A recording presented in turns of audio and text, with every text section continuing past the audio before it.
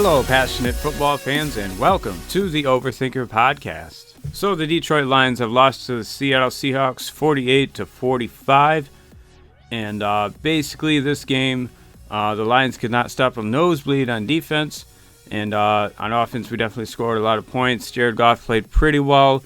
Did have that one interception where he kind of threw it maybe a touch late, and there was a defender following Hockenson across the field. Yeah, Tyreek Woolen got an interception on that play, runs like a 4.25. He's really fast.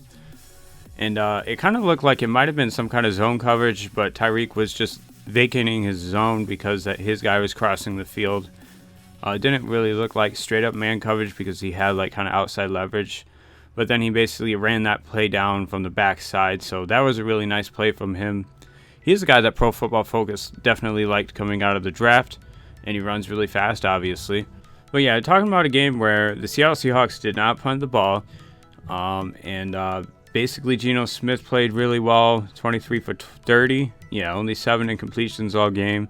Didn't really make any mistakes at all that I can think of. I don't think he even threw it up in double coverage once. There was that one play to DK Metcalf, could have been a touchdown. It was really close on that one. But he did a good job of putting the ball where only Metcalf could get it, I guess. So it wasn't really a bad decision, I think. And yeah, this is really tough because the Lions going into this game without a lot of key players on offense, DeAndre Swift, Amon-Ra St. Brown, DJ Chark all being down. And it really was just going to be Hawkins in this game with Jamal Williams and Josh Reynolds. And that's who the Lions got the ball to. And they almost wound up getting it done. And yeah, this game was definitely pretty close. Definitely could have been a Lions win when you had the 2 extra points missed.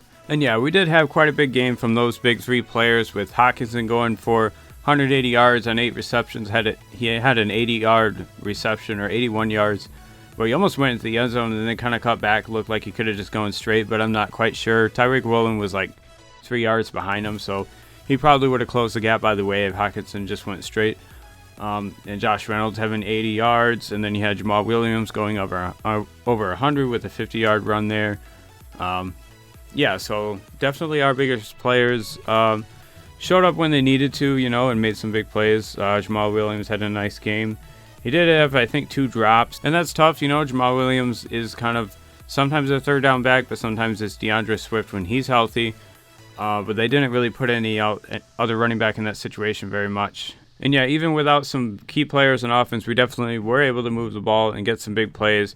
Also had Tom Kennedy and Khalif Raymond coming up big and having some bigger plays. And Quintez Cephas was out there quite a bit, and usually he was basically just a special teamer. But yeah, I don't really think I have anything to over-criticize on offense. Jared Goff made a couple missed throws, and they had that one interception where he just kind of threw it late, didn't see the defender coming from the other side of the field.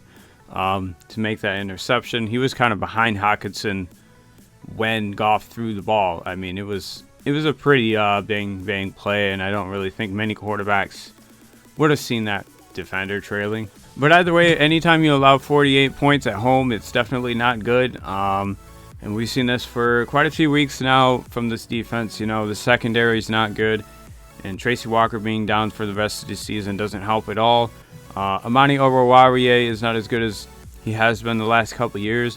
Really the last couple years he's been one of the better players on the team. But this year he's really been one of the worst starters probably. And he looks like a guy that should probably be benched for Will Harris or Mike Hughes, I think, at least for some snaps. I definitely think there should be an open competition at that left corner spot right now. And Okudah, he got beat a few times by Metcalf as well, but that's a really difficult matchup. Yeah, there's very few corners in the NFL that can shut down a receiver like that, and Metcalf had a pretty big game. But Metcalf is an insanely talented player. No surprise there. But yeah, I guess if you look throughout this defense, you don't really see any star players, and maybe that's one of our biggest problems. We don't really have a pass rusher that can win on a key third down, or a secondary player that can basically lock down a great receiver on a big play. We really don't have either of that, and we don't really have a team that plays great zone coverage either. They do allow guys to get behind them in like deep cover 2 and other situations when you really shouldn't get beat deep at all. And yeah, overall, it's not looking very good for the Lions on defense. They are probably the worst defense in the NFL so far, definitely among the worst of them. It looks like Deshaun Elliott's about the only guy in the secondary that can tackle a guy in the open field. So that's not good. Amani Oruwariye got thrown around by Rashad Penny. I think on both of his long runs, he just basically tossed Oruwariye to the side. Yeah, Rashad Penny's really fun to watch, but it's not fun to watch him do that versus the Lions. And yeah, I mean, this is a game where we basically stole a possession with a fake punt.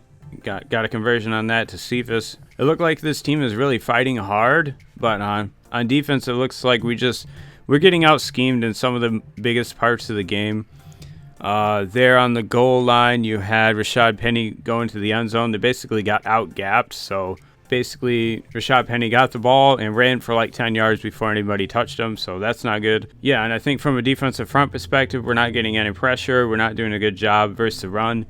And even Aiden Hutchinson, it's not like he's getting double-teamed on every play. He's not winning one-on-one matchups. He is getting kind of buried in the run game. And right now, it just looks like he's not strong enough, honestly, to win a one-on-one matchup in the NFL with just power. And, that's not something I was really expecting. I thought he would be strong enough to do that.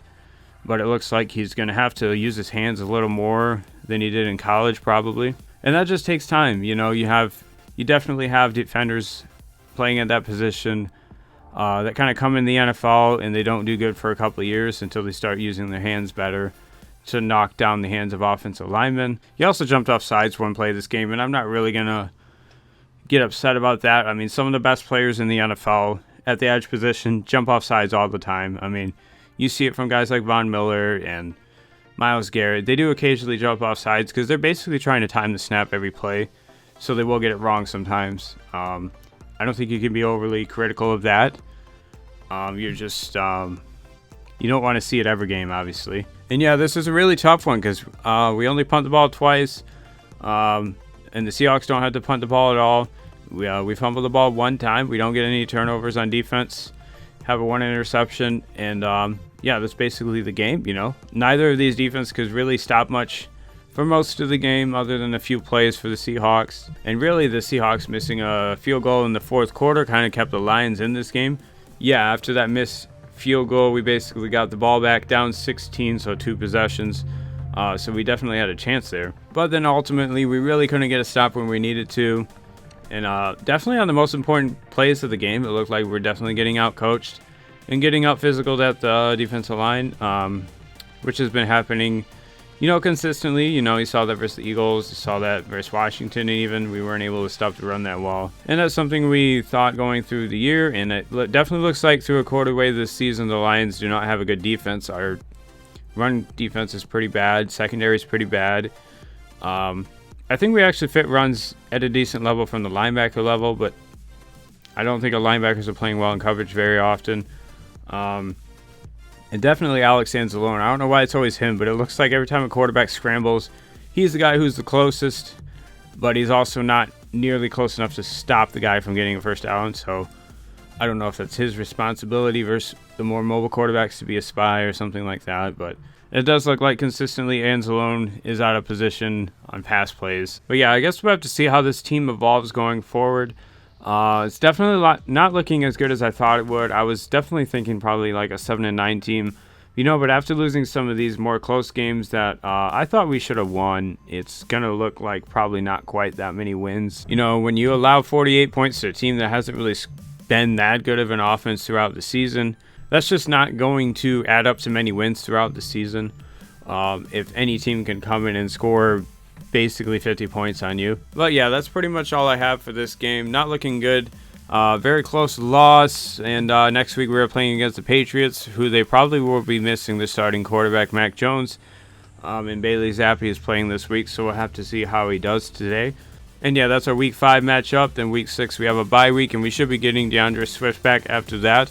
And also maybe Jamison Williams. We definitely have heard rumblings on Twitter of him being very close to coming back, and it would make sense to have him come back probably after the bye week as well. And that's pretty much all I have for you guys. Hopefully next week they play better on defense. And we'll have to see what happens versus the Patriots. But I'm not that optimistic.